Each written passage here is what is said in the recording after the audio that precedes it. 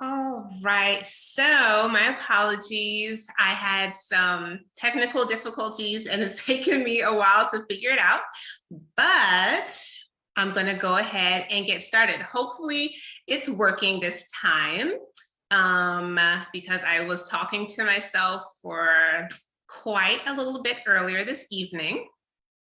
Like I said, thank you for your patience, and I'm just going to go ahead and get started. So welcome to Transformation Tuesdays, my new series. In today's video, we are going to be talking about diet culture beliefs, how they work against you, and what you should do instead. So my name is Aminta Ballard, your go-to weight loss coach for women who want to lose weight without losing their minds. So the problem here is that diet culture has propagated certain false beliefs about weight loss. So the problem with this is that these false beliefs keep you in a yo-yo, this loop of yo-yo dieting. You're feeling like a failure, feeling like you're not good enough. And you, because of these feelings, you typically will give up. So what I want to talk about first, number one, is the first diet culture belief that works against you is thinking that you have to completely cut out certain foods to lose weight. So a lot of the time, or most of the time, the ladies I work with, they think that, oh, I can't have ice cream or I can't have dessert, I can no longer have wine. And they tell me if they've had these things that they've been bad. And the fact that they think that they've been bad because of eating these foods is a result of those diet culture beliefs. But the fact is that you really need to include the foods that you enjoy and that you like if you want to have sustainable weight loss. Because if you cut everything out and you lose the weight, what happens when this quote unquote diet is done and you go back to eating your normal way? You probably already know, because it's probably happened to you, you just gained the weight back. That's why it's important to incorporate the foods you like, those fun foods, your comfort foods, those tasty foods, along with those nutritious foods that support weight loss.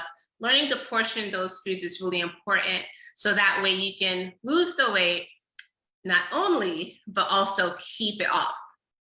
The second diet culture belief that is harmful is an all or nothing mindset. Okay, so a lot of times people are like, okay, I gotta fit into this dress. I'm going to a wedding in a few months. And so next week, the diet starts. So they start this diet and, all they're eating is salad. And as soon as they have one slip up, or they eat a cookie, or they go and get French fries, it's over. They're like, well, I messed up, so I might as well eat the rest of this bag of cookies. Does that sound familiar to you? I'm pretty sure it does. So, instead of getting back on the wagon, they're like, oh, I messed up. I always fail anyway, so I might as well just go back to my old ways and, not pay attention to what I'm eating and give up on my goal. So when you do this, you have this all or nothing mindset, this perfectionistic mindset, you end up giving up way too easily. So instead of doing that, I suggest that you say to yourself, okay, I had a cookie. Cookies aren't bad. Cookies actually can fit into my nutrition plan for weight loss. And so for my next meal, I'm just gonna get back to my plan. Next day, I'm just gonna get back to the plan. You don't need to wait until Monday. Diet starts Monday, right? You don't need to do that. Just get back on plan. And one thing that I specifically tell my clients is that sometimes you need to be a Bminus student. You don't have to be perfect. You don't have to do A+ work all the time. Just do Bminus work, because a lot of times, in order to keep momentum, something is better than nothing. So Give up the all or nothing mindset and allow yourself to be a B- student. Next, being unrealistic about how long it takes to lose weight. So, social media, the internet, we always see like these transformation photos and, people look amazing in like 1 month. They meet these, crazy weight loss goals in a very short period of time. And so we've been kind of conditioned to think that everything is supposed to happen for us really fast. But I want you to ask yourself, how long did it take you to put on that weight? Especially as women, a lot of times it's like a slow creep for us. There may be a significant life event that happens for us, and then slowly but surely start losing weight. Start gaining weight. And, those life events might be, after college. It could be the beginning of a relationship, the ending of a relationship, having a horrible boss, a stressful job. Those things can cause us to, stress eat, emotional eat, and then that weight is creeping on. So that being said, for many of us, it could have taken, 1 year, 2 years, 3 years to put on that 10, 20, 30 pounds. But here you are wanting to lose 30 pounds in 1 month.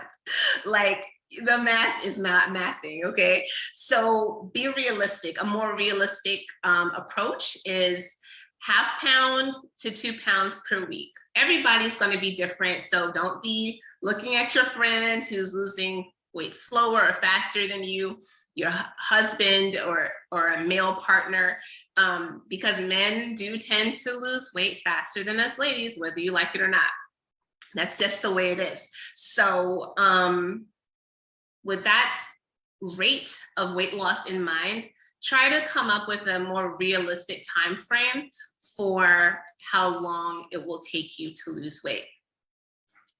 Lastly, the fourth diet culture belief that works against you is being extreme.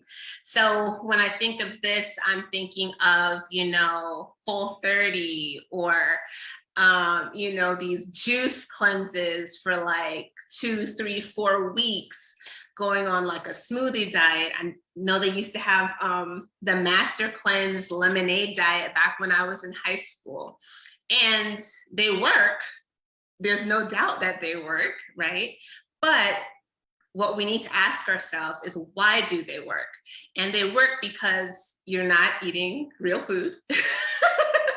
You're not eating real food. So therefore, your calories are significantly decreased. Let's say maybe 1,000, 1,200 calories a day. And along with that, you probably feel horrible. Like, let's admit it, right? The energy is not there. Like, you're moody. It's not good.